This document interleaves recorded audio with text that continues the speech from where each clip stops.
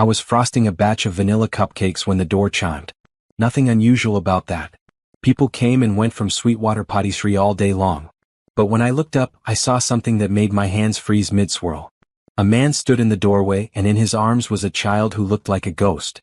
She couldn't have been more than 4 years old, but she was so thin that her bones pressed against her skin like they were trying to escape. Her eyes were open, but they stared at nothing. Empty. Hollow. Her little arms hung limp at her sides, and her head lolled against the man's shoulder as if she didn't have the strength to hold it up. The man was well-dressed, expensive suit rumpled and stained, tie hanging loose around his neck. His face was haggard, dark circles carved beneath red-rimmed eyes. He looked like he hadn't slept in weeks.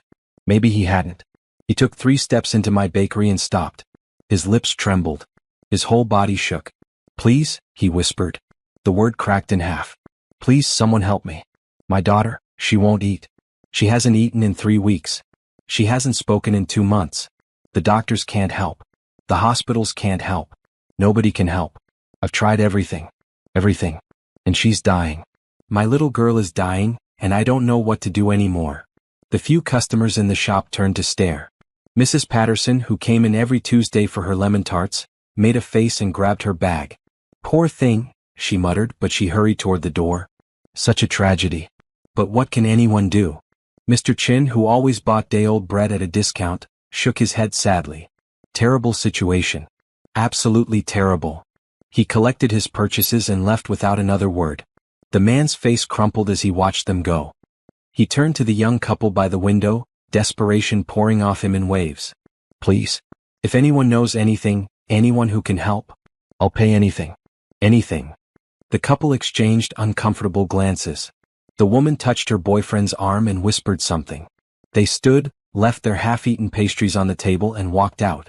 One by one, every customer in my bakery found a reason to leave. They couldn't meet the man's eyes.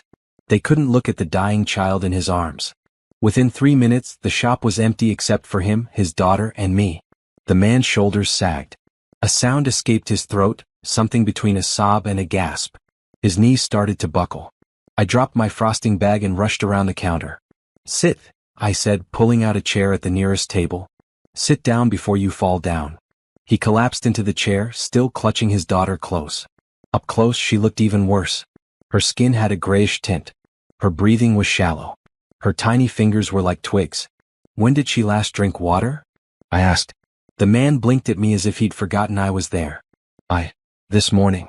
A few sips. That's all she'll take. A few sips of water, and only because I beg her. Food, she won't touch food. She turns her head away. She pushes it away. She just sits there staring at nothing, and she's fading. I'm watching my daughter fade away and I can't stop it. His voice broke on the last word. Tears spilled down his cheeks and he didn't bother to wipe them away.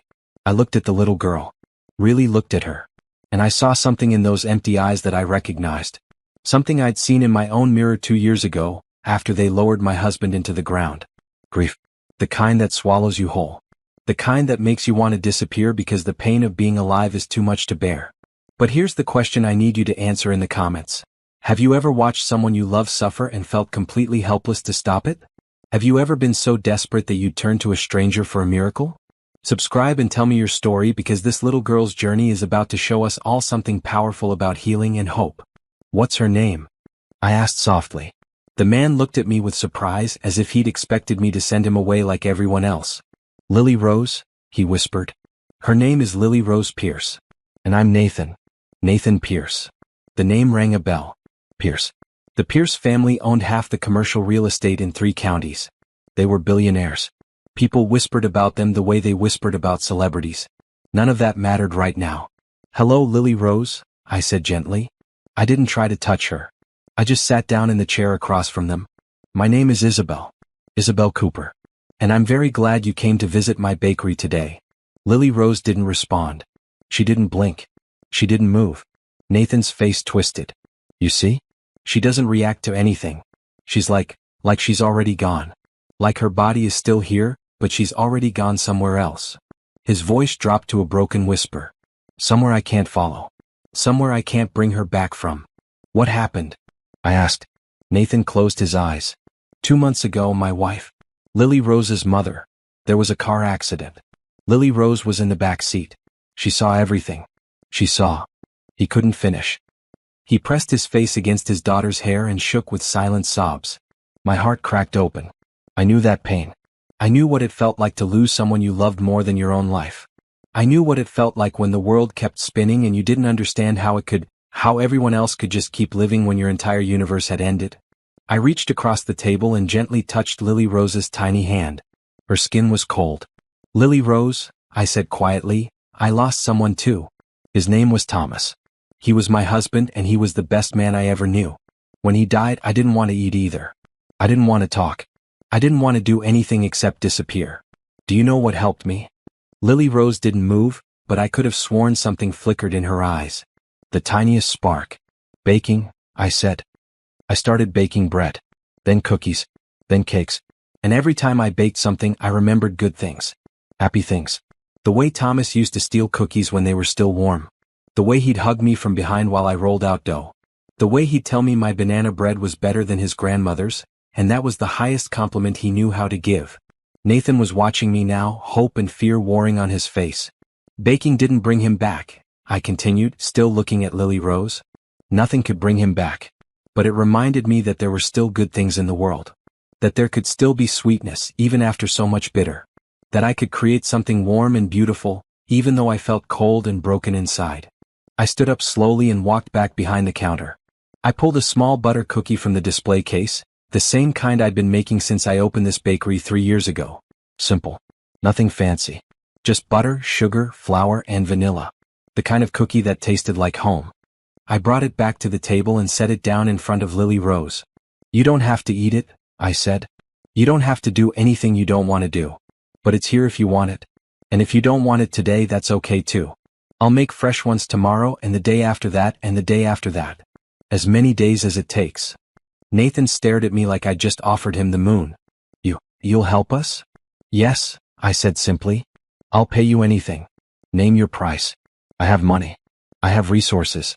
Whatever you want, whatever you need. I held up a hand to stop him. I don't want your money, Mr. Pierce. He blinked. Then what do you want? I looked at Lily Rose, at this tiny broken child who reminded me so much of myself.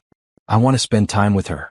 I want to bake with her here in my bakery, where she can be around flour and sugar and the smell of things growing warm in the oven. I want to tell her stories about people I've lost and people I've loved.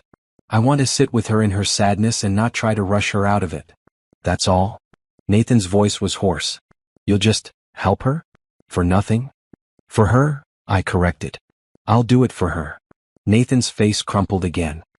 He buried his face in Lily Rose's hair and his shoulders shook. Thank you, he sobbed. Thank you. Thank you. Nobody else would help. Everyone else turned away. They looked at her like she was already dead.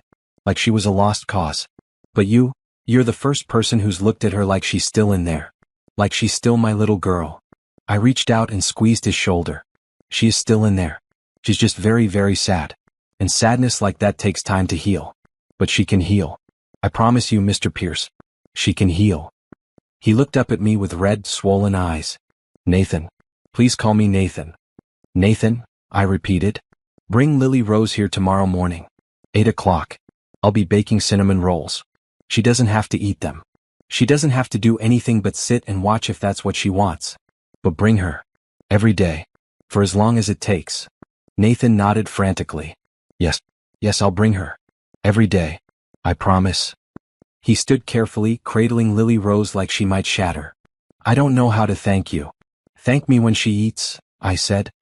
He left, carrying his daughter out into the afternoon sunshine. I watched them go, watched him settle her carefully into a car that probably cost more than my bakery, watched him drive away. Then I looked down at the butter cookie I'd placed on the table. Still sitting there. Untouched. I picked it up and took a bite myself. It tasted like hope. Like possibility. Like maybe, just maybe, kindness could do what medicine couldn't. The next morning at 8 o'clock sharp, Nathan Pierce carried his daughter into my bakery. Lily Rose looked exactly the same as the day before. Empty eyes. Limp body. No response to the world around her. But she was here. And that was enough. I smiled at them both and pulled a tray of cinnamon rolls from the oven. Good morning, Lily Rose, I said as if she were any other customer. I'm so glad you came back. Nathan Pierce had always believed that money could solve any problem. It was a belief that had been reinforced his entire life. Need a better education? Buy it. Want to expand the business? Buy it. Facing a legal challenge? Hire the best lawyers money could buy. But money couldn't bring his wife back. And money couldn't make his daughter eat. The day Rebecca died started like any other Saturday. She'd been taking Lily Rose to her ballet class, something they did every week. Mother-daughter time, Rebecca called it. The two of them would stop for hot chocolate afterward, and Lily Rose would chatter about plies and pirouettes all the way home. Nathan had been at the office, reviewing acquisition proposals for a new property development. His phone rang at 10:47 a.m. He almost didn't answer. He was busy, and Rebecca knew not to interrupt him during work hours unless it was important. Something told him to pick up. It wasn't Rebecca. It was a police officer. There had been an accident. A drunk driver had run a red light and T-boned Rebecca's car on the driver's side. She died on impact. Lily Rose was physically unharmed but in shock. Nathan didn't remember driving to the hospital. He didn't remember the officer's face or the questions people asked him. He only remembered seeing Lily Rose sitting on a hospital bed, covered in a blanket, staring at the wall with those empty eyes. "Lily Rose," he'd whispered, rushing to her side. "Baby, it's Daddy. I'm here. You're safe. You're okay." But she wasn't okay. She didn't look at him. She didn't speak. She just sat there, small and silent, like a statue of the daughter he used to know. The doctors examined her. No broken bones. No internal injuries. Physically she was fine. Psychologically, though, she'd suffered severe trauma. They recommended grief counselors, child psychologists, play therapy, art therapy, music therapy. Nathan tried everything they suggested. He hired the best specialists in the state. He flew in experts from across the country. He spared no expense. Nothing worked. Lily Rose came home from the hospital and went straight to her room. She sat on her bed and stared at the wall. Nathan tried to talk to her, but she didn't respond. His mother, Patricia, came to help. She cooked Lily Rose's favorite foods and set them out on bright, cheerful plates. Lily Rose didn't touch them. Days passed. Lily Rose would drink small sips of water when Nathan or Patricia held the cup to her lips, but she wouldn't eat. Not a bite. Not a crumb. She'd turn her head away or let the food fall from her mouth, or simply sit with her lips pressed together until whoever was trying to feed her gave up. The doctors said it was a trauma response. Sometimes, after witnessing something horrific, children shut down completely. They retreat into themselves because the outside world has become too painful to exist in. Food refusal was common in these cases. The body doesn't want to do anything that requires energy or attention. It just wants to disappear. She needs intensive therapy, one psychologist said. This could take months, maybe years. She needs medication to stabilize her mood, another suggested. Then we can work on the eating. She needs a structured inpatient program, a third recommended. Somewhere she can be monitored around the clock and receive specialized care. Nathan tried the medication. Lily Rose's eyes went even more blank. He tried the inpatient program. She sat in the corner of a sterile room and stared at the wall for 3 days straight until Nathan couldn't bear it anymore and brought her home. 2 weeks became 3. Lily Rose grew thinner. Her skin took on a grayish tint. Her hair started to fall out in small clumps. Nathan would sit beside her bed at night, watching her chest rise and fall with shallow breaths, terrified that one night it would just stop. "You have to eat, baby," he'd whisper. "Please. Please eat something. Anything. I'll get you whatever you want. Ice cream. Pizza. Candy. Just name it, sweetheart. Please." Lily Rose never responded. The doctors warned him that if she didn't start eating soon, they'd have to insert a feeding tube. Nathan agreed, desperate. But when they tried, Lily Rose screamed.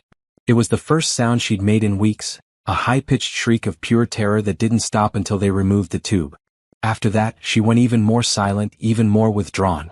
Nathan couldn't bear to try again. 3 weeks. 21 days without food. Lily Rose was dying in front of him, and Nathan was powerless to stop it.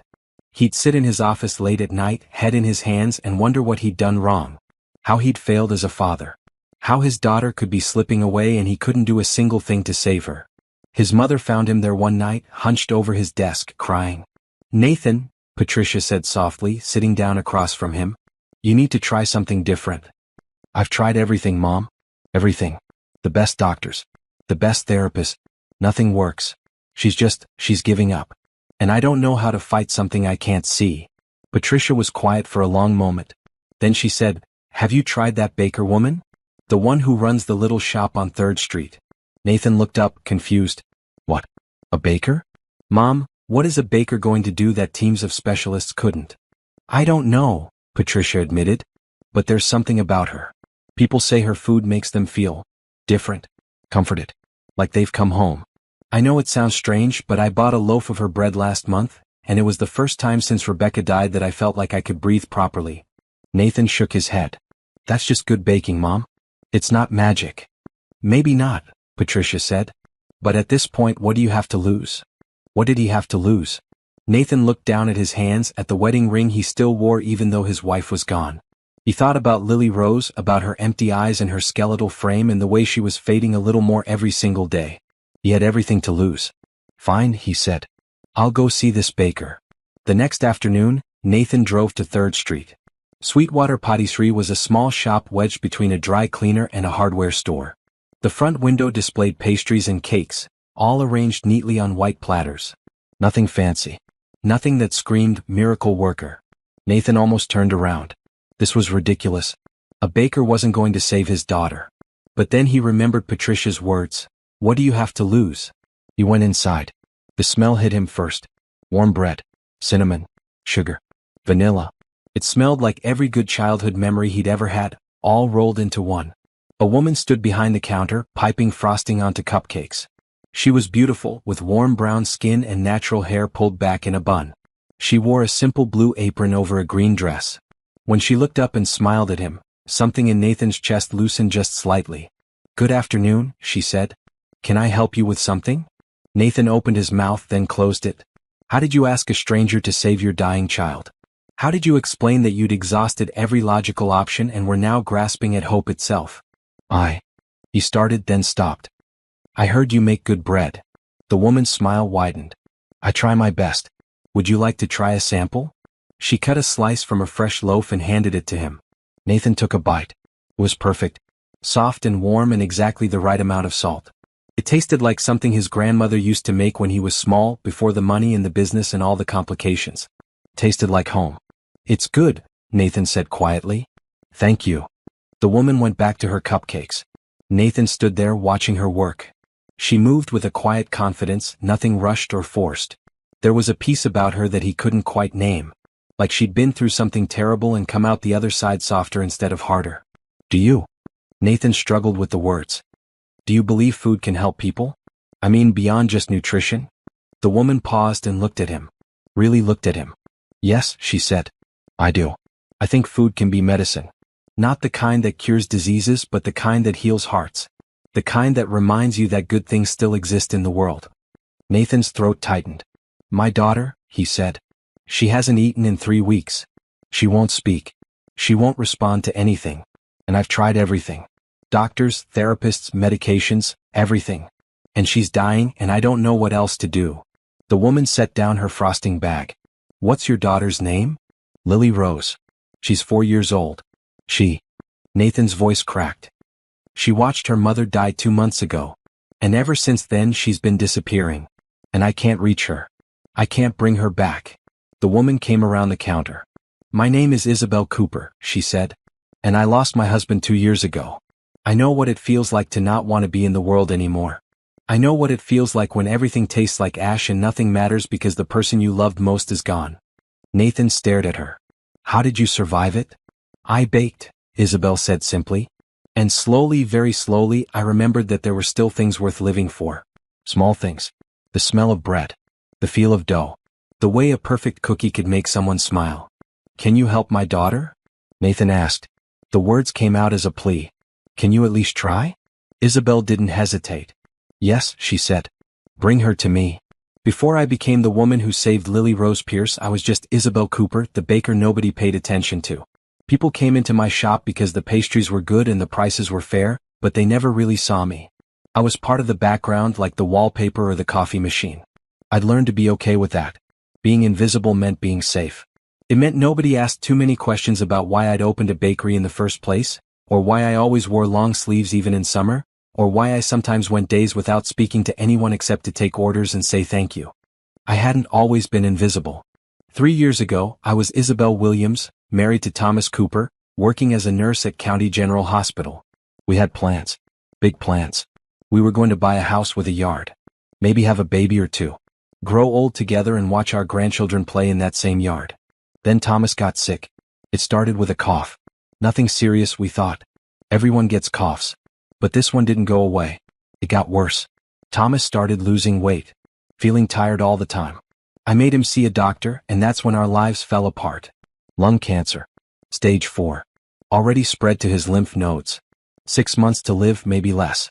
Thomas lasted 4 months. 4 months of watching the strongest man I'd ever known waste away to nothing. 4 months of hospital stays and chemo treatments and radiation that made him so sick he couldn't keep anything down. 4 months of him apologizing to me, saying he was sorry he was leaving me, sorry he couldn't keep his promises, sorry he couldn't give me the life we'd planned. I told him every single day that he had nothing to be sorry for. That loving him had been the greatest gift of my life. That I'd rather have 4 more months with him than a whole lifetime with anyone else. I meant every word. Thomas died on a Tuesday morning in April. The dogwoods were blooming outside the hospital window. He held my hand and told me he loved me, and then he was gone. I didn't know how to exist after that. The world kept spinning and I couldn't understand why. How could the sun keep rising? How could people keep going to work and making dinner and laughing at jokes when Thomas was gone? When my entire reason for existing had stopped existing. I quit my job at the hospital. I couldn't walk those halls anymore, couldn't smell that antiseptic smell without remembering Thomas in a hospital bed, too weak to stand. For weeks I barely moved. I sat in our apartment and stared at the walls. I didn't eat. I didn't sleep. I just existed in a fog of grief so thick I couldn't see through it. Then one day I found Thomas's grandmother's recipe box in the back of a closet. She'd given it to him years ago, full of handwritten cards with recipes for bread and pies and cookies. Thomas had always meant to try making them, but he'd never gotten around to it. I pulled out a card. Brown sugar cookies. Simple ingredients. Easy instructions. I baked them. And for the first time since Thomas died, I felt something other than pain. I felt peace. Just for a moment. Just while the cookies were baking and the apartment smelled like brown sugar and vanilla. Just while I was following someone else's instructions and didn't have to think about anything except measuring and mixing. It wasn't much. But it was something. I baked every recipe in that box. Bread. Muffins. Cakes. Scones. And every time I baked something, I felt Thomas with me. Not in a sad way. In a warm way. Like he was standing behind me, hands on my waist, telling me I was doing great. I started giving the baked goods away to neighbors. They loved them. They asked if I'd consider selling them. I'd never thought about baking professionally, but I needed something to do with my days. Something other than sitting in an empty apartment and drowning in memories. I used Thomas's life insurance money to lease a small shop space on 3rd Street. I named it Sweetwater Patisserie, after the street where Thomas and I had our first apartment. I opened 6 months after he died. The bakery saved my life. It gave me a reason to get up in the morning. It gave me something to do with my hands. It gave me a way to turn my grief into something beautiful. People loved my baked goods. Word spread. I got regular customers. But I never got friends.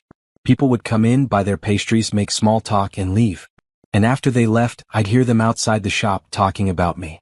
Poor thing, they'd say. So sad about her husband. She's nice enough, but she's so quiet. A bit simple, don't you think? Just a baker. Nothing special. The word stung at first. But eventually I stopped caring. Let them think I was simple. Let them think I was nothing special. I knew the truth. I knew that I'd survived something that should have destroyed me. I knew that every loaf of bread I baked was an act of defiance against the darkness that had tried to swallow me whole. I knew that I was stronger than they could possibly imagine. Still, it was lonely. Running the bakery by myself, living in the small apartment above it, spending my evenings alone with nothing but the memory of Thomas for company. Some nights were harder than others. Some nights I'd lie in bed and wonder if this was all my life would ever be. If I'd spend the next 40 years baking bread for people who didn't really see me, going through the motions without ever really living. But then I'd wake up the next morning and I'd bake. Because that's what I knew how to do. That's what Thomas's grandmother had taught me through her recipe cards. You get up. You keep going. You turn flour and sugar and butter into something that makes people happy, even if you're not happy yourself. The day Nathan Pierce walked into my bakery, I'd been awake since 4 in the morning. I always started early. It gave me time to bake before the customers arrived. Time to lose myself in the rhythm of kneading and rolling and measuring. I was frosting cupcakes when he came in. He looked expensive. Designer suit. Fancy watch. The kind of man who was used to getting what he wanted when he wanted it. But his eyes were desperate. Wanted. I recognized that look. I'd seen it in my own mirror often enough. When the other customers left, when he was standing there alone with his dying daughter in his arms, I didn't think. I just acted. I said yes because how could I say no? How could I look at that little girl and not see myself 2 years ago, wishing I could just disappear because the pain was too much? I didn't know if I could help Lily Rose. I didn't have special training or magical powers. I just had flour and sugar and the memory of my own grief. But sometimes that's all you need. Sometimes the person who can help you most is the person who's already walked through the fire and come out the other side.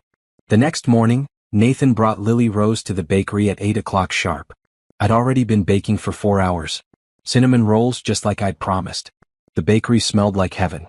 Nathan carried Lily Rose inside and set her gently in a chair at one of the small tables by the window. She sat there like a doll, limp and lifeless, staring at nothing. "Good morning, Lily Rose," I said cheerfully, pulling the tray of cinnamon rolls from the oven. "I made these especially for you. You don't have to eat them if you don't want to. You can just sit here and smell them if that's enough." Nathan looked at me with such hope in his eyes that it physically hurt.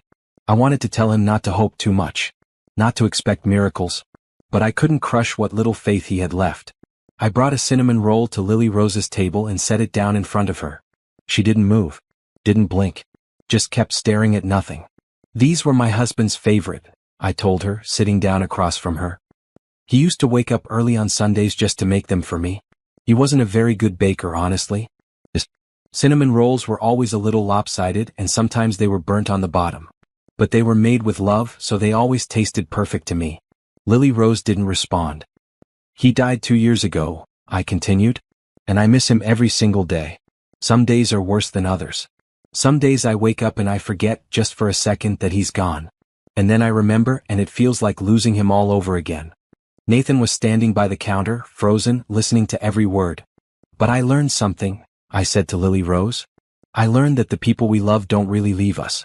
Not completely. They stay with us in the little things. In the recipes they taught us. In the songs they used to sing. In the way they made us feel when they held our hands." I reached out slowly and touched Lily Rose's hand. She didn't pull away. She didn't react at all. But she didn't pull away. "Your mama is still with you," I whispered. "She's in your heart. And she's never, ever going to leave that spot. No matter how much time passes.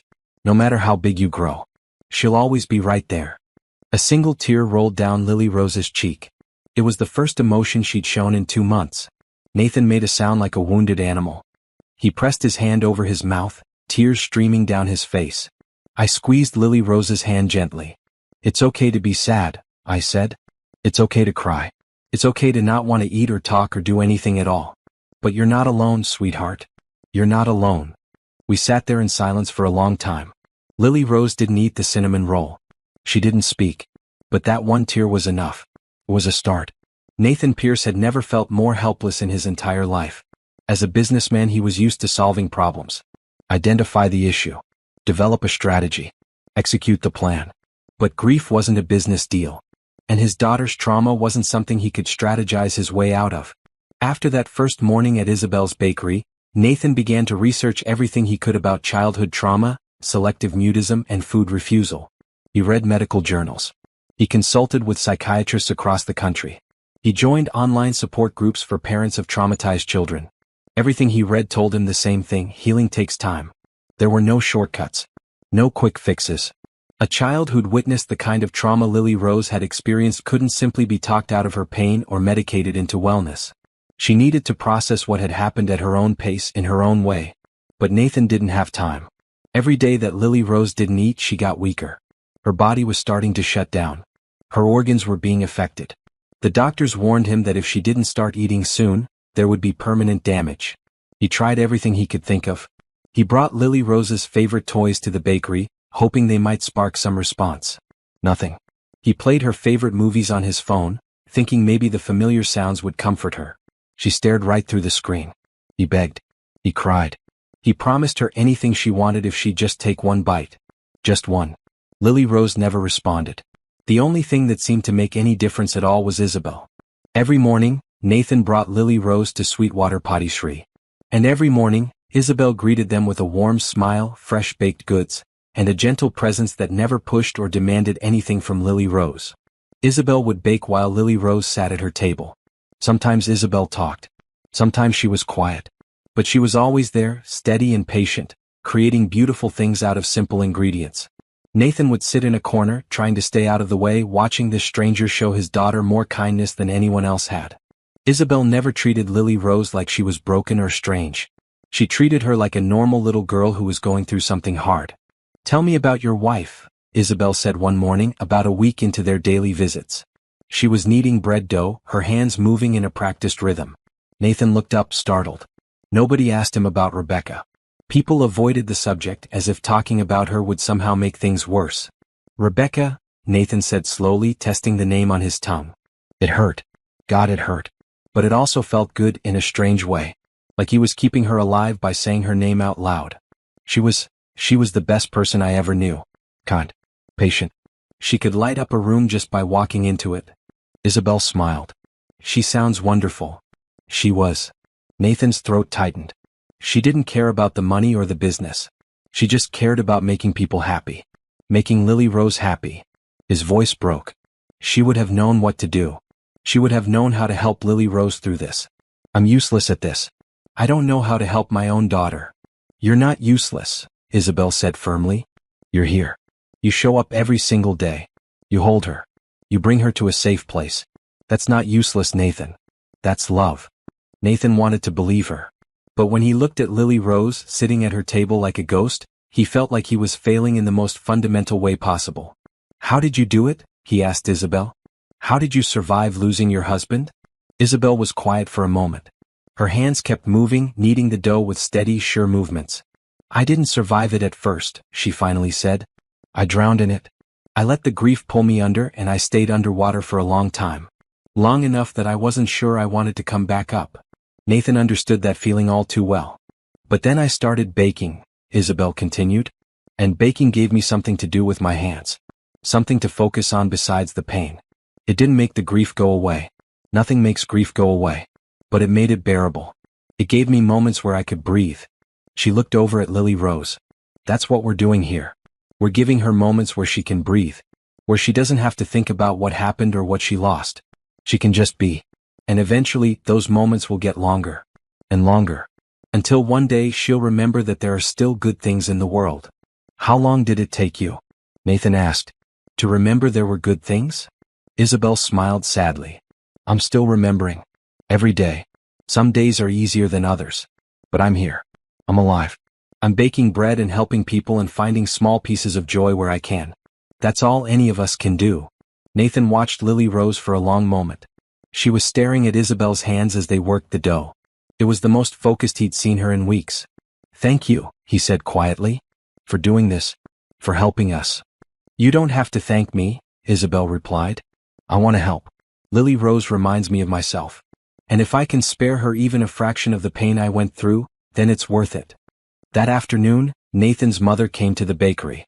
Patricia Pierce was a formidable woman, tall and elegant, with silver hair styled perfectly and designer clothes that probably cost more than most people's cars. She'd been skeptical when Nathan first told her about Isabel, but she'd agreed to come see for herself.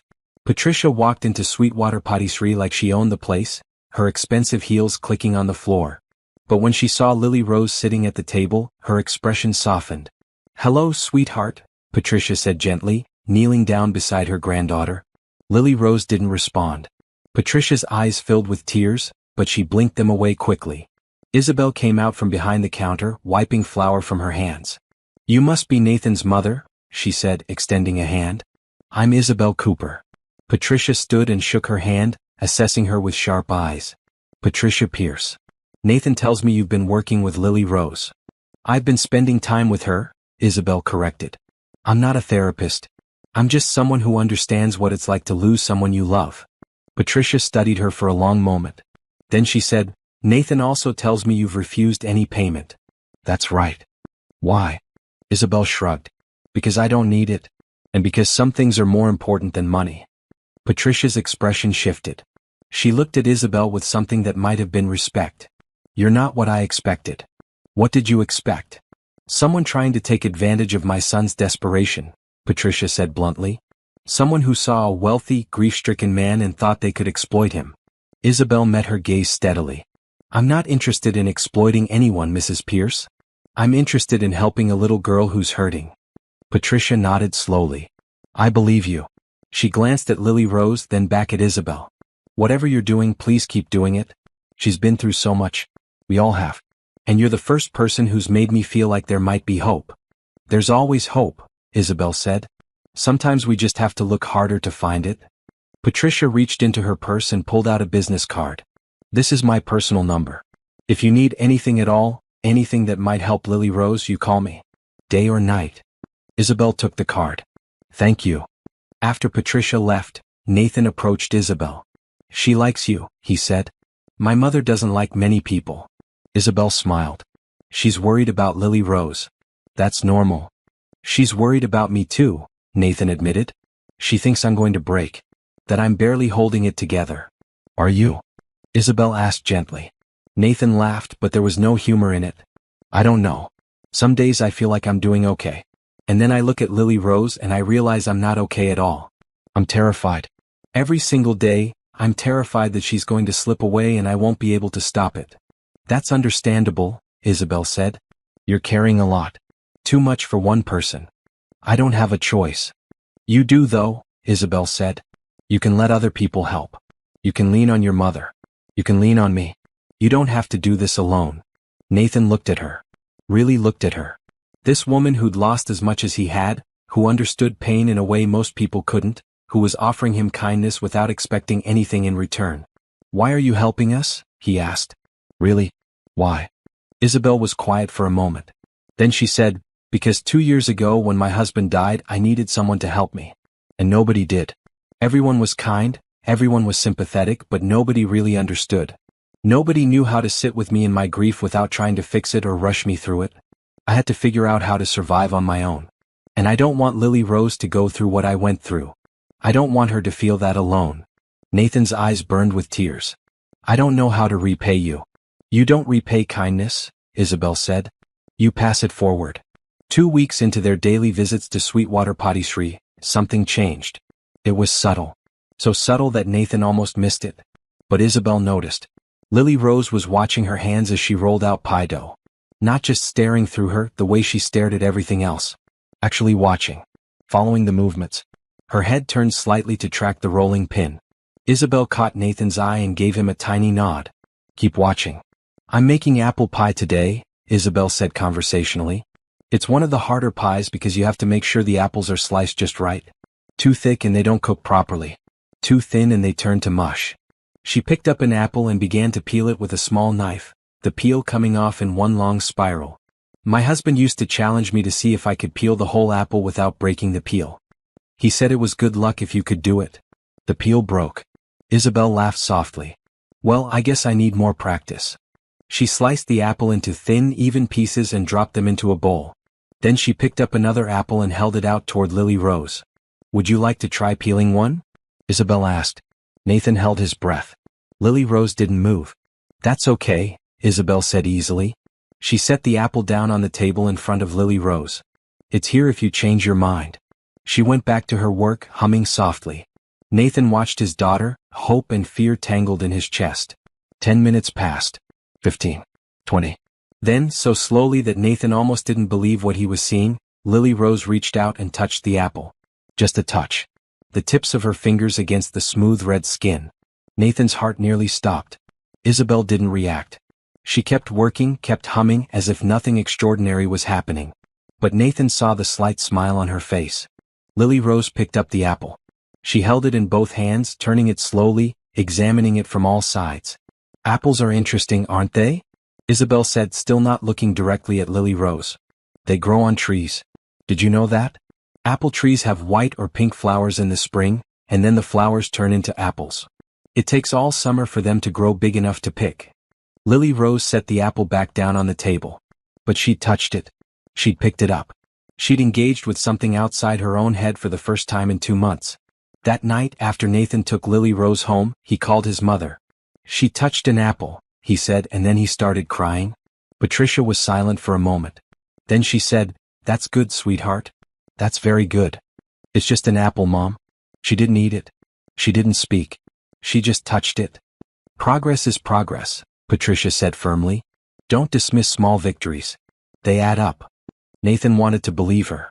But he was so tired of hoping. So tired of looking for signs that might not mean anything at all. The next morning, Isabel was making bread when they arrived.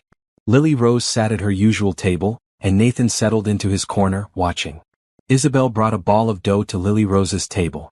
This is bread dough, she explained. It's made of flour, water, yeast, and salt. That's it. 4 ingredients.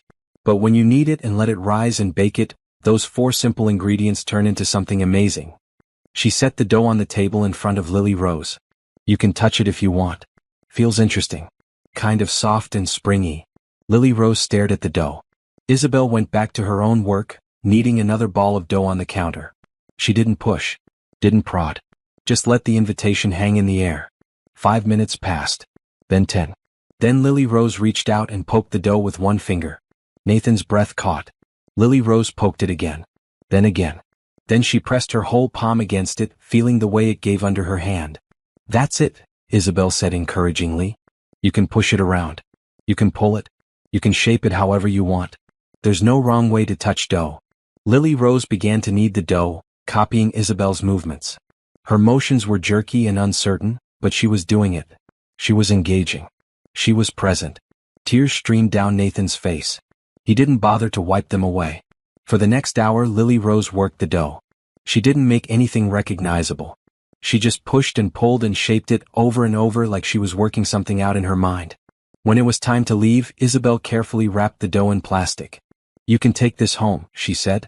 You can keep playing with it if you want. And tomorrow we can bake it and see what happens. Lily Rose didn't respond. But when Nathan picked her up to carry her to the car, she clutched the wrapped dough to her chest. That night, Nathan watched as Lily Rose sat on the kitchen floor and worked the dough. She didn't speak. She didn't eat. But she was doing something. And that was more than she'd done in 2 months. The next day they brought the dough back to the bakery. Isabel helped Lily Rose shape it into a simple round loaf. Together they put it in the oven. Baking is magic, Isabel told Lily Rose as they waited. You put dough in the oven and it transforms into bread. It rises and browns and becomes something completely different from what it started as. When the bread came out, golden and perfect, Isabel set it on the table to cool. Then she tore off a small piece and held it out to Lily Rose. This is the bread you made, Isabel said. You created this. Would you like to taste it? Nathan stopped breathing. Lily Rose looked at the bread. Then at Isabel. Then back at the bread. Slowly she reached out and took it. She held it for a long moment. Then even more slowly she brought it to her mouth. And took a bite. Nathan made a sound somewhere between a laugh and a sob. He pressed his hand over his mouth, his whole body shaking. Lily Rose chewed slowly. Swallowed. Then took another bite. It wasn't much. Maybe 2 bites total. But it was food. Real food. Food she'd chosen to eat on her own. Isabel smiled. You did such a good job, she said gently. I'm so proud of you, Lily Rose. Lily Rose didn't respond. But she didn't push the bread away either. After they left that day, Nathan pulled Isabel aside. Thank you, he said, his voice raw.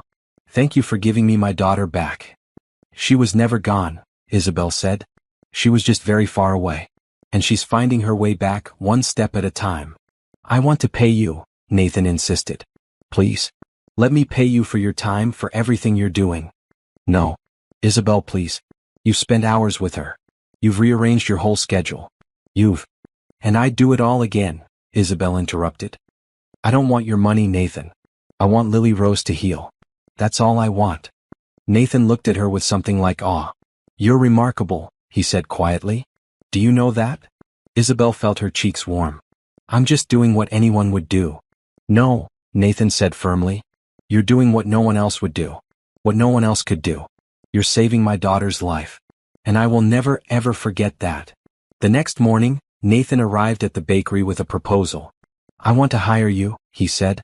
Not just for a few hours a day. Full-time. Live-in. Whatever you need, whatever salary you want, it's yours. Just please keep helping Lily Rose. Isabel had been expecting this. She'd been thinking about it for days, actually knowing it was coming. The practical side of her brain said yes. A full-time salary from a billionaire would be life-changing. She could pay off the bakery. Expand. Maybe even hire help. But the other side of her brain, the side that had learned to be cautious, hesitated. Moving into Nathan's home meant appending her entire life. Leaving her bakery. Leaving the safe, small world she'd built for herself.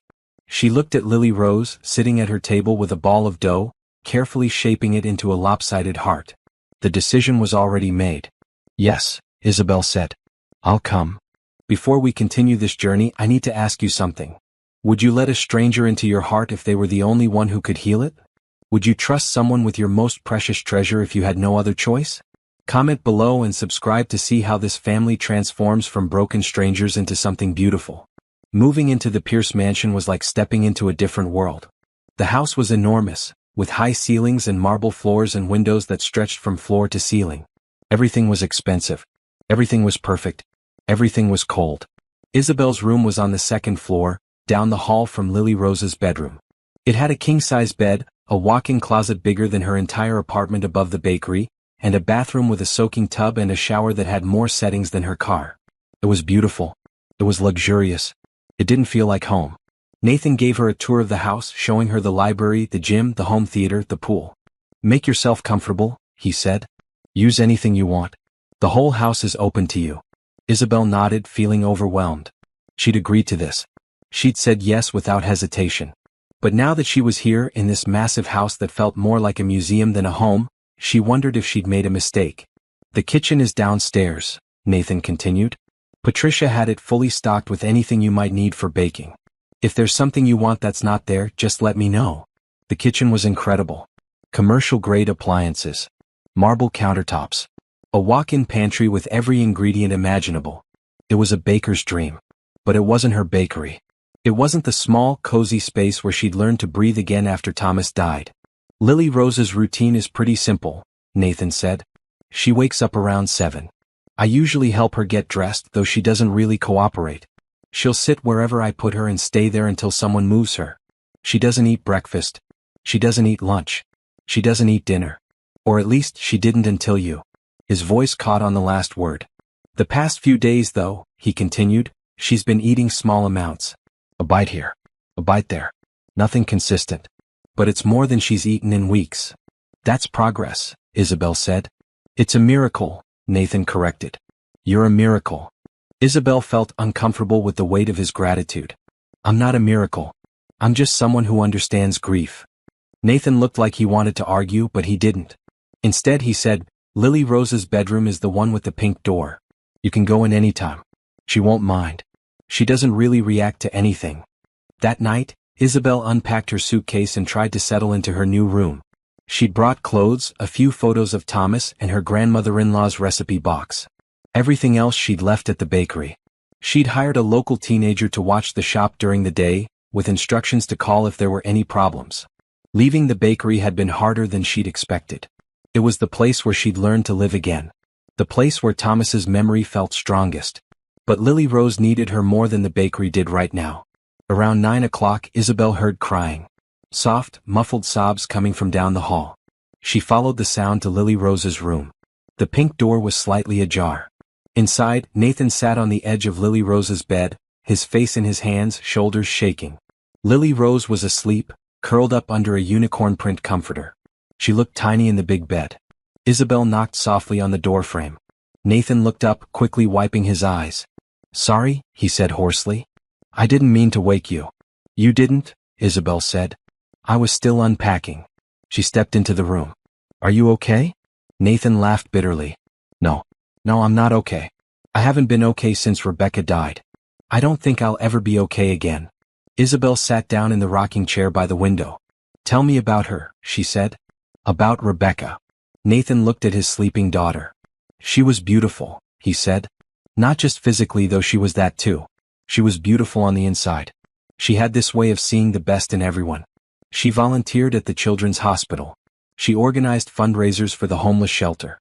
She baked cookies for the neighbors every Christmas." He smiled, but it was a sad smile. "She would have loved you. You remind me of her, actually. That same quiet kindness. That same way of making people feel seen." "How did you meet her?" Isabel asked.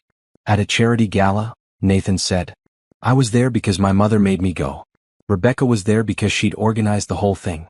She was wearing this blue dress and she was laughing at something one of the volunteers said, and I thought she was the most alive person I'd ever seen. He fell silent for a moment. I asked her to dance. She said yes. We got married a year later. Lily Rose came 2 years after that. We had everything. Absolutely everything. And then one drunk driver took it all away in a split second. His voice broke. She was just taking our daughter to ballet class. That's all. Just a normal Saturday morning. And she never came home. Isabel felt tears on her own cheeks. I'm so sorry. People keep saying that, Nathan said. They say they're sorry and I know they mean it, but it doesn't change anything. Sorry doesn't bring her back. Sorry doesn't make Lily Rose speak. Sorry doesn't undo the worst day of our lives. No, Isabel agreed. It doesn't. Nothing does. But people say it because they don't know what else to say. Because grief is so big and so overwhelming that there aren't really any right words. Nathan looked at her. What helped you? After your husband died? Time, Isabel said. And baking. And letting myself feel everything even when it hurt so much I thought it would kill me. Did it get easier? Isabel considered the question. Not easier. Different. The grief is always there, but you learn to carry it. You learn to live alongside it instead of trying to outrun it. Nathan nodded slowly. Lily Rose isn't learning that. She's just shutting down. She's 4 years old, Isabel said gently. She doesn't have the tools to process something this big, but we'll give her those tools. We'll help her find a way through. How? The same way we've been doing. Slowly. Gently. With flour and sugar and patience. The next morning, Isabel woke Lily Rose at 7 and helped her get dressed. The little girl was passive, allowing herself to be dressed like a doll. She didn't resist, but she didn't help either. Isabel carried her downstairs to the kitchen. Nathan was already there making coffee. He looked like he hadn't slept. Good morning, Isabel said cheerfully. She set Lily Rose in a chair at the kitchen table. We're going to make pancakes today. Do you like pancakes, Lily Rose? No response. Isabel pulled out flour, eggs, milk, and butter. She arranged them on the counter and began measuring ingredients into a bowl. Pancakes are simple, she said conversationally. But simple doesn't mean easy. You have to get the proportions just right, or they don't turn out well. She whisked the batter smooth and heated a griddle. My husband loved pancakes. He'd eat them for every meal if I let him. Breakfast pancakes, lunch pancakes, dinner pancakes. Once, I made him a birthday cake that was actually a giant stack of pancakes with frosting between the layers. Nathan smiled slightly at that. Was it good? It was terrible, Isabel admitted. The pancakes got soggy from the frosting. But Thomas ate the whole thing anyway and told me it was the best birthday cake he'd ever had. She poured batter onto the griddle, watching as bubbles formed on the surface. That's how you know they're ready to flip. When the bubbles pop and don't fill back in. She flipped the pancakes perfectly. They were golden brown. She stacked 3 on a plate and brought them to Lily Rose. These are for you, Isabel said. You don't have to eat them. But I thought you might like to smell them. Sometimes smelling good food is almost as nice as eating it. Lily Rose stared at the pancakes. Isabel went back to the griddle and made pancakes for Nathan and herself. They ate together at the table, not speaking much, just existing in the same space. When they were done, Nathan cleared the plates. Lily Rose's pancakes were untouched. That's okay, Isabel said. Maybe tomorrow. This became their routine. Every morning, Isabel would make something for breakfast and offer it to Lily Rose with no pressure. Lily Rose never ate. But she would sit at the table. She would smell the food. She would watch Isabel cook. Days passed like this. Isabel moved through the kitchen with practiced ease, teaching without teaching, showing Lily Rose through her actions that creating food could be a form of meditation, of healing. On the 5th day, Isabel was making biscuits. She rolled out the dough on the counter and used a round cutter to shape them. You want to cut them straight down, she explained. Don't twist the cutter. That seals the edges and they won't rise properly. She cut out a dozen biscuits and arranged them on a baking sheet. Then she brought the leftover scraps of dough to Lily Rose. You can play with this if you want, Isabel said. It's just scraps. You can shape it into anything. Lily Rose looked at the dough. Then slowly she reached out and touched it. Nathan, who was drinking coffee in the corner, set down his mug carefully. Lily Rose began to work the dough, her small hands pressing and pulling. She wasn't making anything specific. She was just feeling the texture, exploring how it moved under her fingers. That's wonderful, Isabel said softly. You're doing so well. Every day after that, Isabel gave Lily Rose scraps of whatever she was making. pie dough, cookie dough, bread dough. And every day Lily Rose would work the dough with increasing confidence. 2 weeks after Isabel moved in, Lily Rose shaped the dough into a star.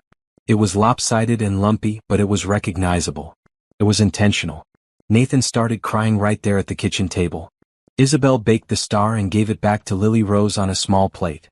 "Look what you made," she said. "You made a star." Lily Rose held the baked star in her hands, turning it over, examining it. Then she took a bite. It was small. Maybe just a nibble.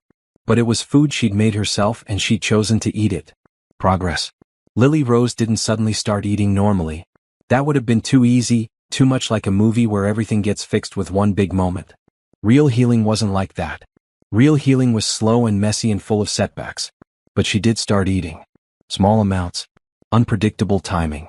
Always things she'd helped make, never things that someone just put in front of her. Isabel adjusted her approach. Instead of making full meals, she focused on simple recipes that Lily Rose could participate in. They made butter together, shaking cream in a jar until it separated. They made fruit salad, with Lily Rose carefully arranging strawberries and blueberries on a plate. They made grilled cheese sandwiches, with Lily Rose watching the bread turn golden brown in the pan. And little by little, bite by bite, Lily Rose ate. Nathan watched this transformation with a mixture of relief and grief. Relief that his daughter was finally eating, finally engaging with the world again. Grief that it had taken a stranger to reach her when he couldn't.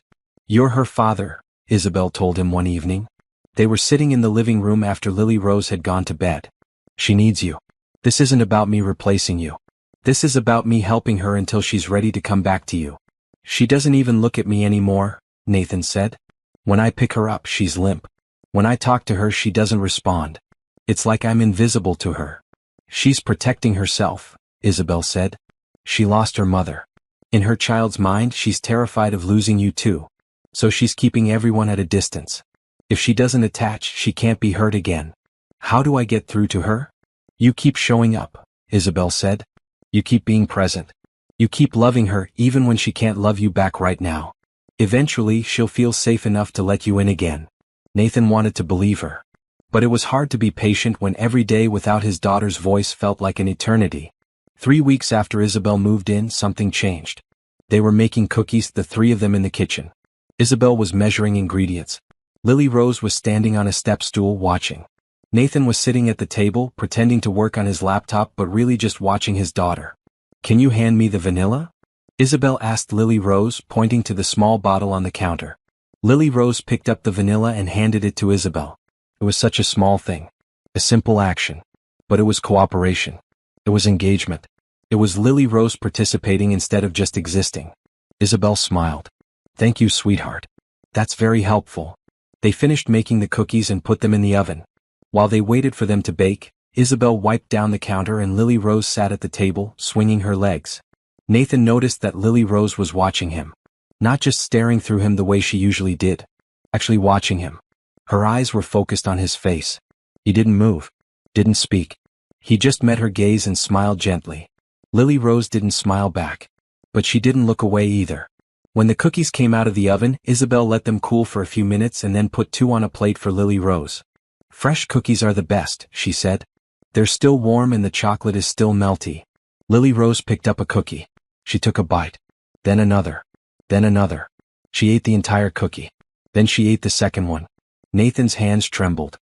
He gripped the edge of the table to steady himself. Isabel caught his eye and smiled.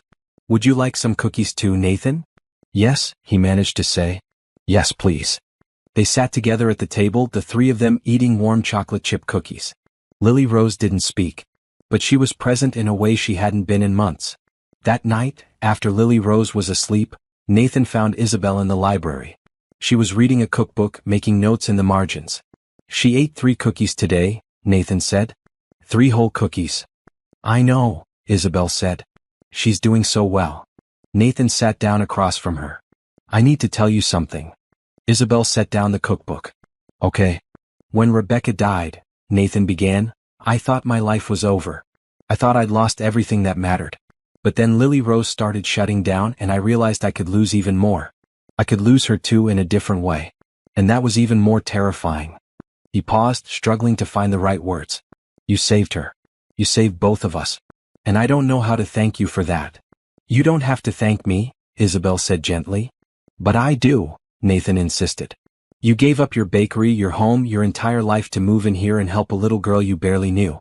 You asked for nothing in return. You didn't want money or recognition or anything. You just wanted to help. And I need you to know that it matters. That you matter. Isabel felt tears welling up.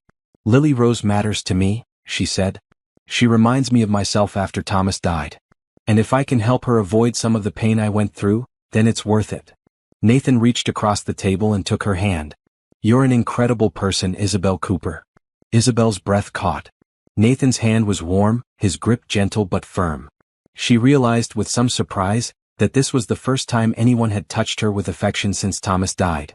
The bakery customers shook her hand sometimes or patted her arm, but nobody had held her hand like this.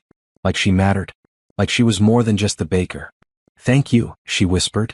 They sat like that for a long moment, hands clasped, neither of them wanting to break the connection. The next morning, something extraordinary happened. Isabel was making French toast.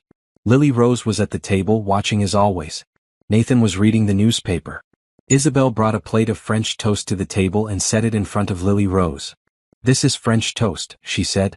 It's bread soaked in egg and milk and then fried in butter. My husband used to make it for me on lazy Sunday mornings. Lily Rose looked at the French toast. Then she looked at Nathan. Daddy, she said. The word was so quiet, so unexpected, that for a moment Nathan thought he'd imagined it.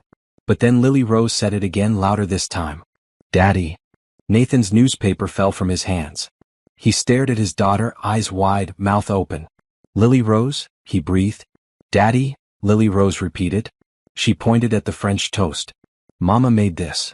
Nathan's face crumpled. He fell to his knees beside her chair and pulled her into his arms, sobbing. Yes, baby. Mama used to make French toast. Just like this. And it was the best French toast in the whole world. Lily Rose wrapped her thin arms around Nathan's neck. I miss Mama. I know, sweetheart. I know. I miss her too. So much. Is she coming back? Nathan pulled back enough to look into his daughter's eyes. No, baby. Mama can't come back. She's in heaven now. But she loves you. She loves you so much. And she's always with you right here.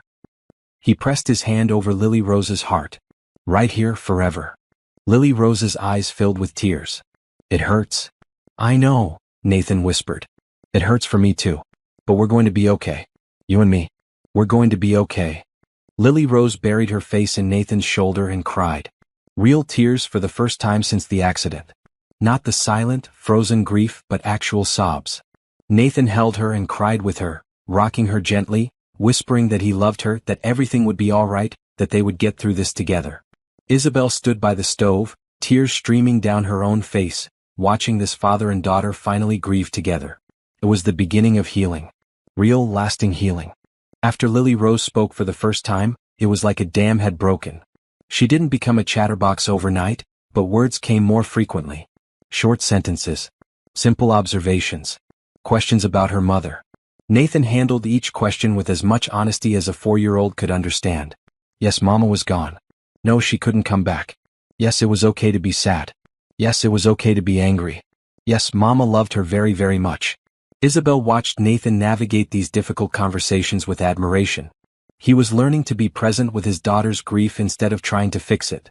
He was learning that sometimes the best thing a parent could do was simply listen. Lily Rose's appetite improved too. She started eating regular meals, though she still preferred things she'd helped prepare. Isabel taught her simple recipes. Scrambled eggs, fruit smoothies, peanut butter sandwiches. Nothing complicated, but enough that Lily Rose felt like she had some control over what went into her body. The house started to feel different. Less like a museum and more like a home. There was laughter sometimes. Lily Rose would giggle when she cracked an egg and got shell in the bowl. Nathan would tell silly jokes at dinner. Isabel would hum while she baked, and the sound would fill the kitchen with warmth. Patricia came to visit often. She was overjoyed to hear her granddaughter speaking again, eating again, living again. She would sit with Lily Rose and read her stories or help her color. And she would pull Isabel aside and thank her over and over with tears in her eyes. You brought our family back, Patricia said one afternoon. I don't know how to repay you. You don't need to repay me, Isabel said. Seeing Lily Rose smile is payment enough. One evening, about 6 weeks after Isabel moved in, Nathan asked her to join him on the back patio after Lily Rose was asleep. The night was warm, stars scattered across the sky like someone had thrown diamonds. "I've been thinking," Nathan said as they sat in comfortable patio chairs, "about what happens next." Isabel's heart sank. She'd known this conversation was coming. Now that Lily Rose was doing better, Nathan didn't need her anymore. She'd be going back to her bakery, back to her small apartment, back to her quiet, lonely life. "I understand," she said, trying to keep her voice steady. "Lily Rose is doing so much better. She doesn't need me like she used to." "That's not what I meant," Nathan said quickly. He turned to face her. "I don't want you to leave, Isabel. I want you to stay." Isabel blinked. "Stay. As part of our family," Nathan clarified. "Not as an employee. As something more." Isabel's heart began to race. "Nathan, I know this is sudden," Nathan interrupted. "I know we've only known each other for a couple of months. But Isabel, you've become so important to us. To me. You're not just the woman who saved Lily Rose. You're the woman who saved me too." He reached over and took her hand. "When Rebecca died, I thought I'd never feel anything again except pain. But you've shown me that there can be happiness even after loss. That there can be new beginnings. That life doesn't end just because someone we love is gone." "Nathan," Isabel whispered, overwhelmed. "I'm not asking you to replace Rebecca," Nathan said. "Nobody could ever replace her. But I'm asking if you'd be willing to build something new with us. With me and Lily Rose. Something that honors the past but doesn't live in it." Isabel didn't know what to say. Her feelings for Nathan had been growing, she realized. Slowly, quietly, like yeast rising in dough. She tried to ignore them, tried to tell herself that what she felt was just gratitude or friendship. But it was more than that. She'd fallen in love with this broken family. With this little girl who reminded her so much of herself. With this man who wore his grief openly and was learning to be the father his daughter needed. "I need time to think," Isabel said.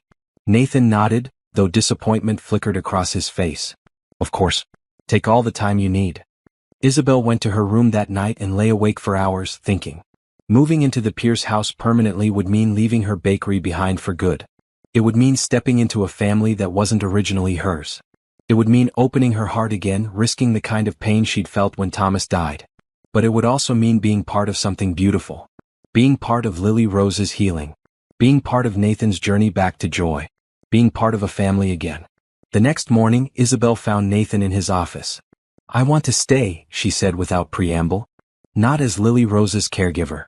Not as your employee. But as someone who loves her and wants to be part of her life. Part of your life." Nathan stood so fast his chair rolled backward. "Do you mean that?" "Yes," Isabel said. "I didn't think I could love again after Thomas died. I didn't think I wanted to. But you and Lily Rose have shown me that love doesn't end. It just grows and changes and finds new ways to exist." Nathan crossed the room and pulled her into a hug. Isabel stiffened for just a moment, then melted into him. He was warm and solid and he smelled like coffee and aftershave. It felt different from hugging Thomas, but not bad different. Just different. "Thank you," Nathan whispered into her hair. "Thank you for giving us a chance." They told Lily Rose that evening. Nathan explained that Isabel was going to stay with them forever, if that was okay with her.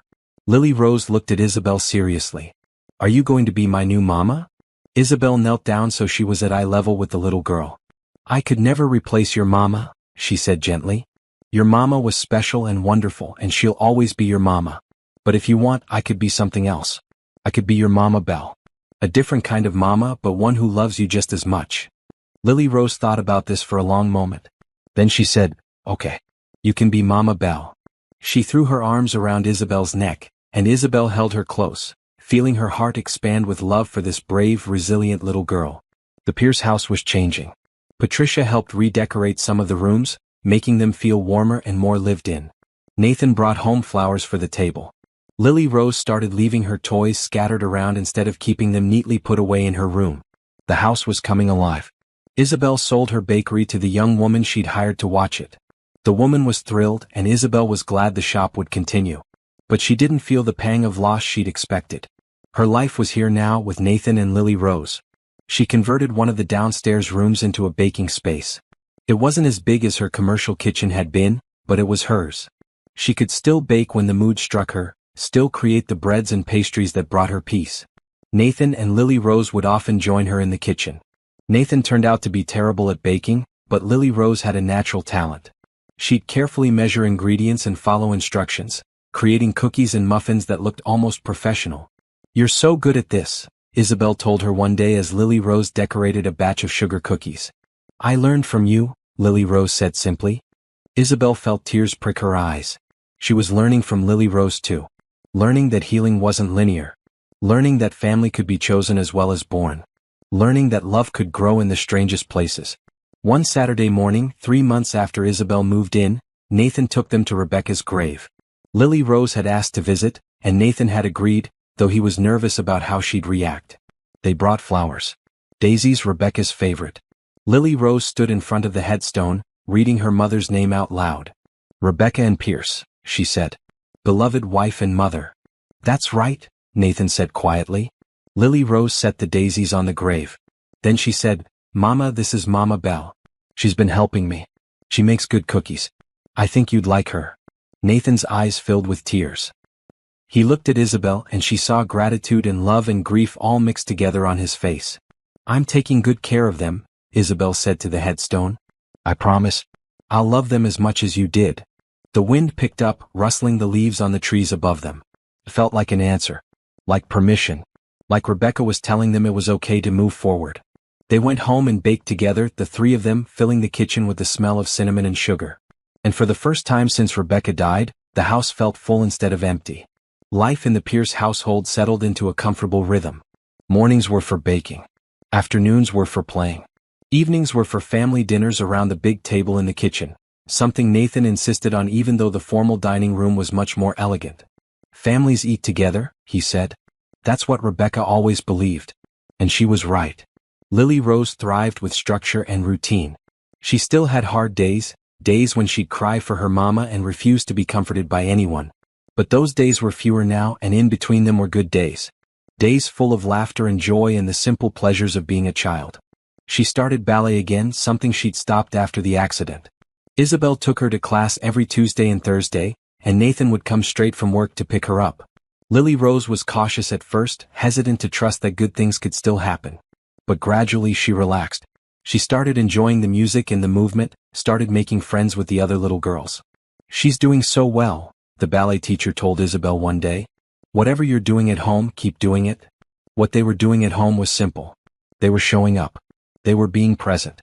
They were creating a safe space where Lily Rose could be sad when she needed to be sad and happy when she needed to be happy. Nathan was changing too. The haunted look had faded from his eyes. He smiled more. He laughed more. He started taking weekends off from work to spend time with Lily Rose and Isabel. They went to the park. They visited the zoo. They had picnics by the lake. They did all the normal things families did, and slowly the weight of grief lifted enough that they could breathe. Isabel found herself healing too. She thought about Thomas often, but the memories didn't hurt as much as they used to. She could remember the good times without being overwhelmed by the loss. She could talk about him without crying. She could love him and love her new family at the same time. One evening, Nathan and Isabel were sitting on the back patio again, watching the sunset. It had become their ritual, these quiet moments after Lily Rose went to bed, when they could talk without interruption. "I've been thinking about something," Nathan said. "What's that?"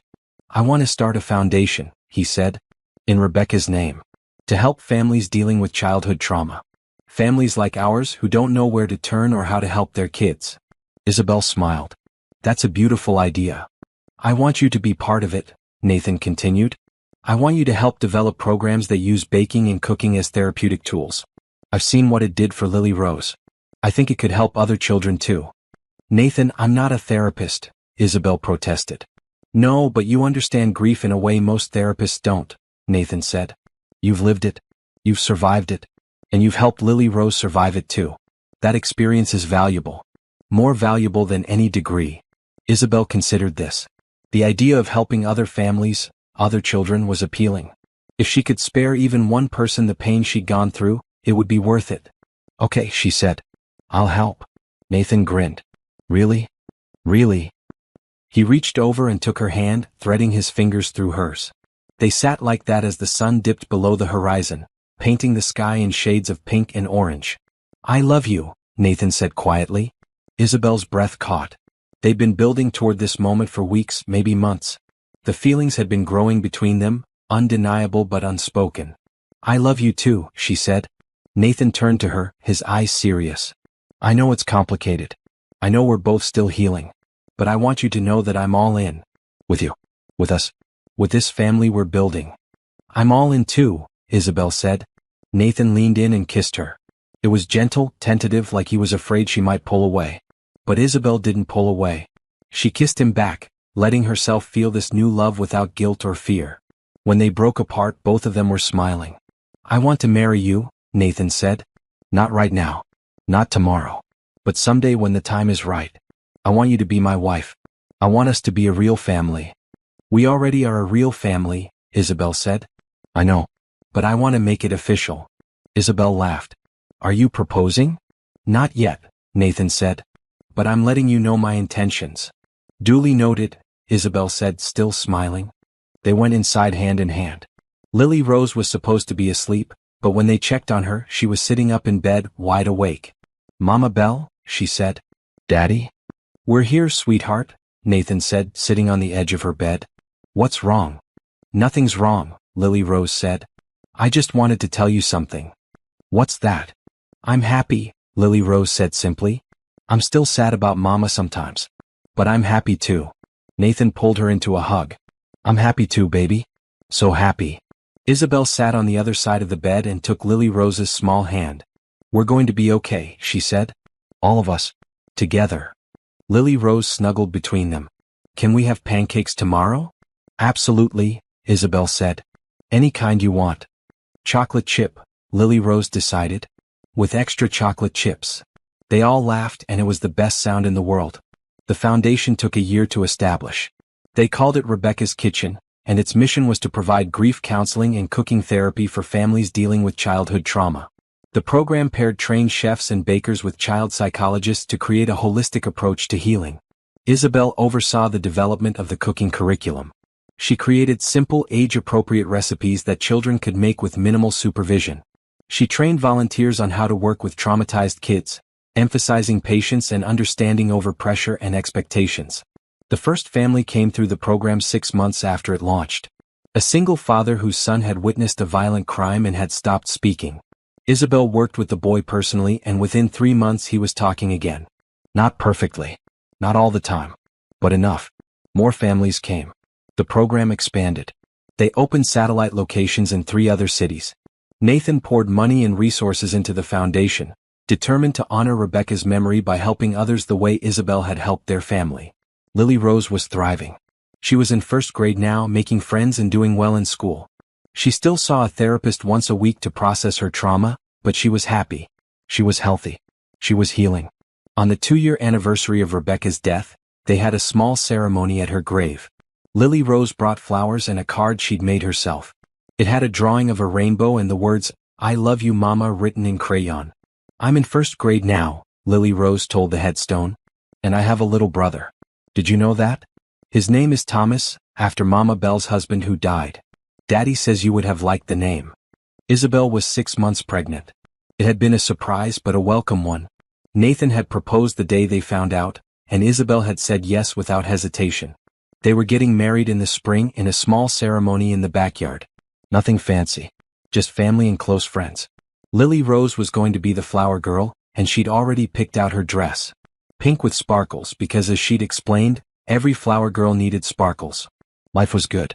Not perfect. They still had hard days. There were still moments when grief would hit them out of nowhere. But they faced those moments together as a family. "Rebecca would be so proud of Lily Rose," Isabel said as they walked back to the car. "She's such a brave, beautiful girl." "She is," Nathan agreed. "And she's that way because of you."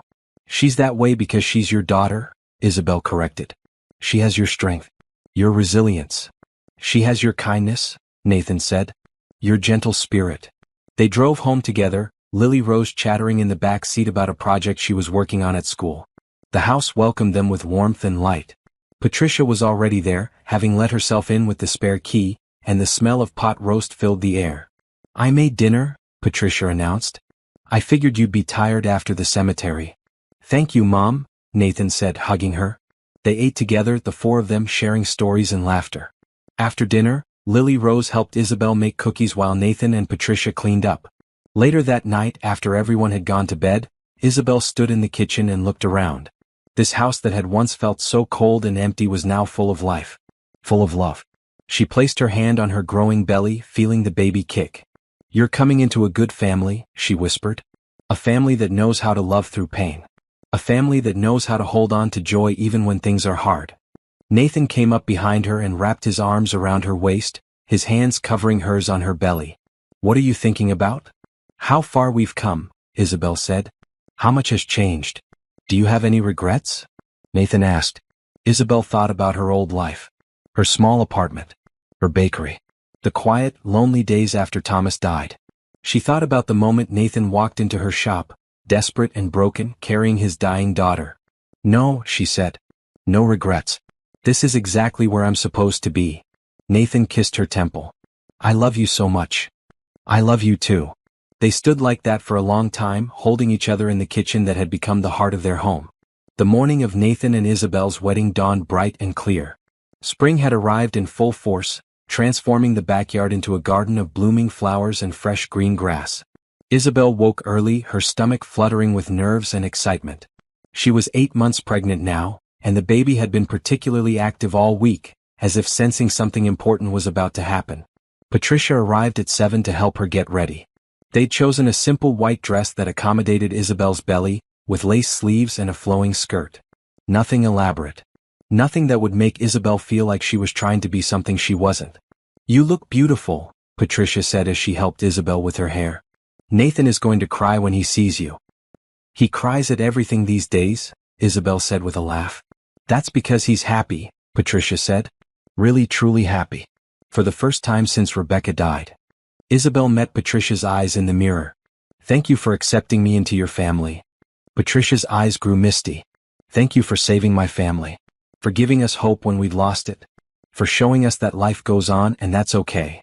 There was a knock on the door. Lily Rose peeked in, already dressed in her pink sparkly flower girl dress. "Is it time yet?" "Almost," Isabel said. "Come here and let me look at you." Lily Rose twirled, showing off her dress. She looked like a princess, her hair in curls, a wreath of flowers on her head. "You're beautiful," Isabel said. "You're beautiful too, Mama Belle," Lily Rose said. She climbed onto the bed carefully, not wanting to wrinkle her dress. "Are you scared?" "A little," Isabel admitted. "Are you?" "A little," Lily Rose echoed. "But it's a good scared. Like when you go on a roller coaster and you're excited and nervous at the same time." Isabel smiled. "That's exactly what it's like." "Will you still be my Mama Belle after you marry Daddy?" "Of course," Isabel said. "I'll always be your Mama Belle. Nothing will change that." "Good," Lily Rose said, satisfied. She touched Isabel's belly gently. "When is Thomas coming?" They'd found out they were having a boy and had decided to name him Thomas, after Isabel's late husband. It felt right, like they were honoring the past while embracing the future. "In about 4 weeks," Isabel said. "I'm going to be the best big sister," Lily Rose declared. "I know you will be." The ceremony was small and intimate. 30 guests, mostly family and close friends.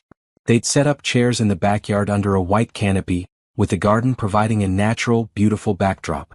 Nathan stood at the makeshift altar, wearing a dark blue suit.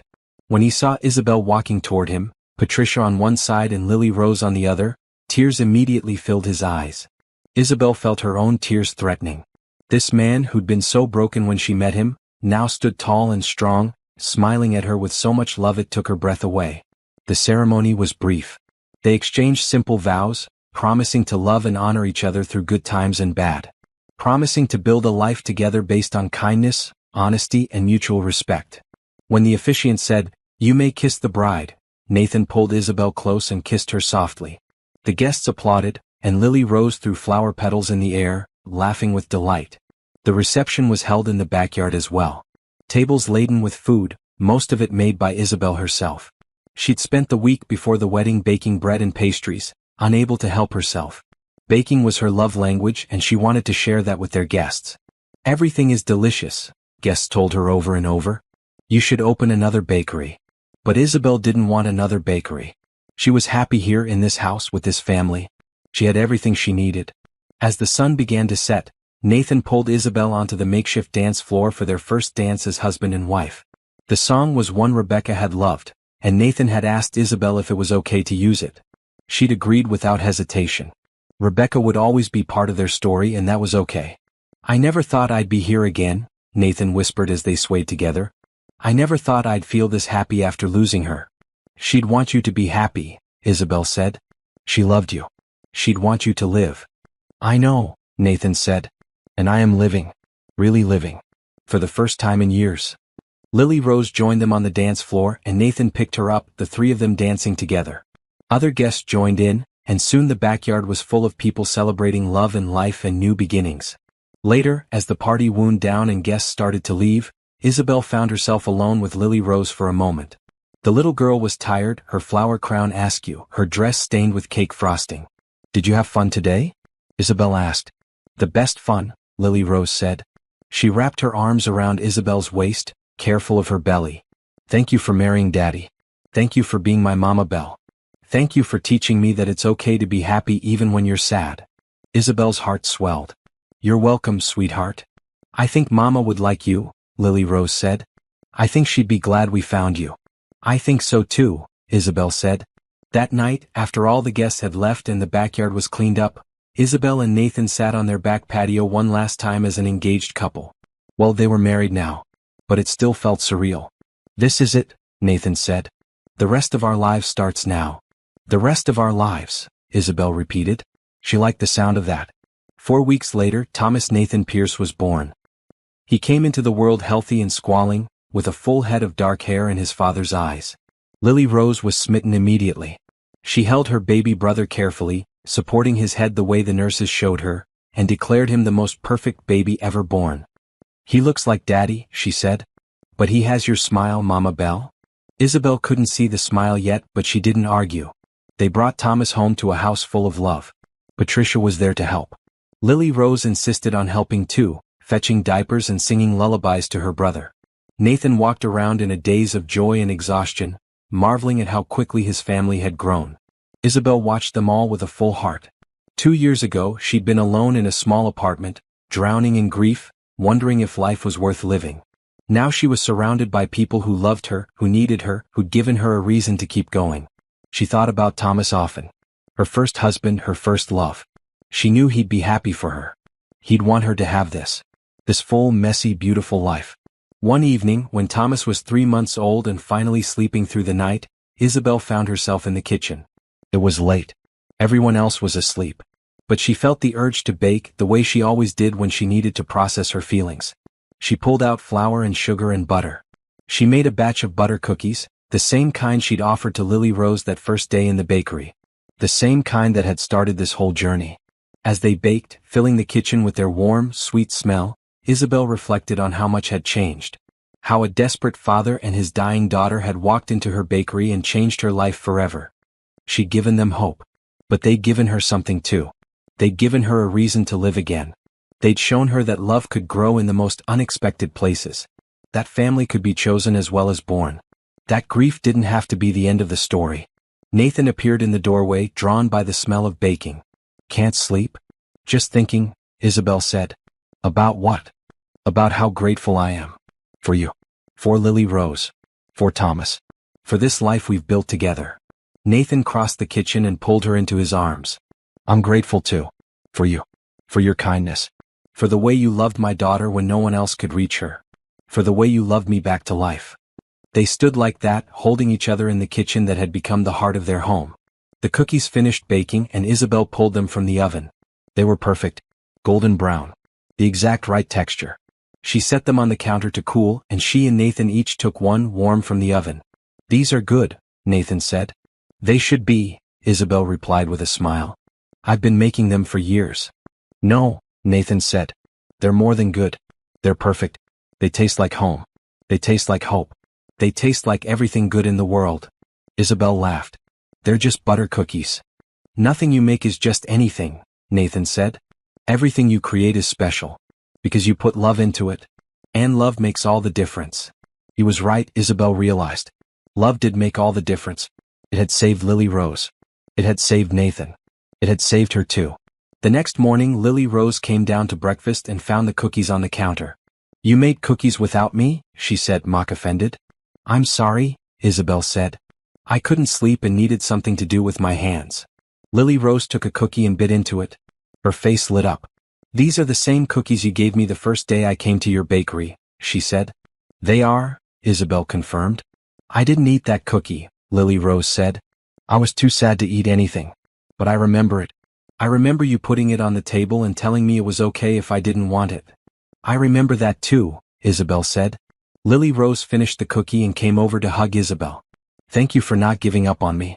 Thank you for teaching me how to be happy again." "You taught me too," Isabel said.